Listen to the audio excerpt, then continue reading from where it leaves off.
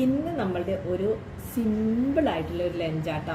ചോറ്, പിന്നെ അത് നല്ല വറുത്തരച്ച സാമ്പാർ, പിന്നെ നമ്മൾ ചെറുപയർ പരിപ്പും പാലക്കും കൂടെ ഇട്ടിട്ടുള്ള നല്ലൊരു അടിപൊളി ടേസ്റ്റിലുള്ളൊരു കറിയാട്ടോ അത്.